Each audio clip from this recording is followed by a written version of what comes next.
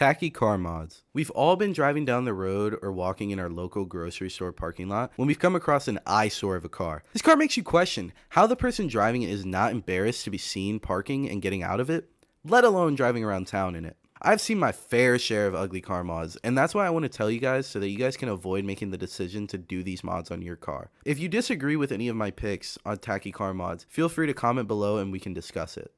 Starting off, we have claw marks. We've all seen somebody with these on their car, as they are one of the cheapest things you could ever buy. The cars with them can range from Chargers and Challengers to Altimas and Camrys. No car is safe from these tacky things. The owners that put these on think that they make their car look more aggressive, but nobody wants to see a bone stock car that was attacked by Wolverine. Included with this, we also have any stickers or decals, typically the ones from the local AutoZone. The ones that you see are most often the Transformers logo or the Honda banners. And I cannot think of any car that has these on that wasn't poorly maintained or posted on Marketplace with mechanical and body issues.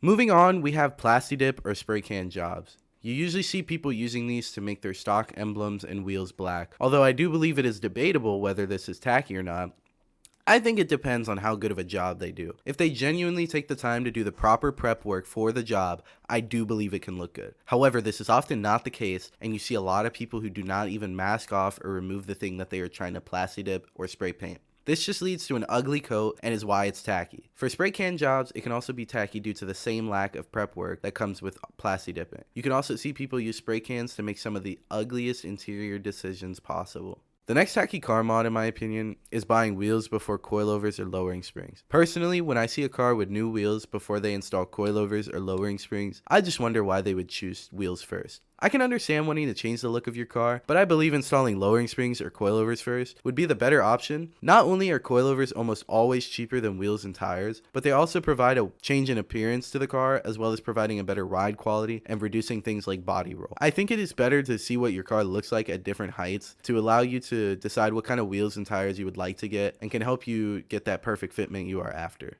Another tacky car mod is fake vents. While some cars come with fake vents, like the 10th gen Civic Type R, purposely putting them onto your car is tacky. The people who put these on must have been wondering what they could waste their money on at AutoZone or eBay and saw fake vents and slammed their credit cards on their desk. Seeing fake vents is the most depressing thing as an enthusiast because you walk up to a car thinking the owner actually modified their car to enhance its performance, just to find out they are as cheap as Mr. Krabs. Moving on further down the list, you have universal fender flares. These are cheap plastic and they look like it too. You only see these on Facebook Marketplace shitboxes or the shitbox at your local Walmart meet. They never look good and you are better off molding your own fender flares or trying to find one specific to your car. And since they have the hardware exposed, it just makes them look even cheaper than they already are. Alright, next on the list we have putting an eBay wing on your car or just a random economy car. Wings look good on race cars, not your economy or base model sports car. You are better off installing a simple spoiler or duckbill. Your 1990 Honda Civic that you daily drive to college does not need the minimal downforce created by the $100 eBay wing you installed. I think the reason people buy these and install them is because they want their car to stick out, and it certainly does, just not for the right reasons. The second to last tacky mod is ugly body kits. This is similar to the last three mods as they are all things that can drastically change the look of your car, and people tend to cheap out on these. This is where you find some really terrible and ugly body kits. One example that I can think of is for my car specifically. My car is a 7th gen Honda Accord, and you can find a Nissan R34 body kit, and it just feels incredibly wrong. Just looking at that front bumper gives me chills. And what is shocking is this bumper alone is $750. That is a good amount of money to make your car look worse than it is stock, and you can just put all that money into a lip kit or you can put all that money into something else like wheels or coilovers. And finally, the final tacky mod that I'm going to be talking about today is fake carbon.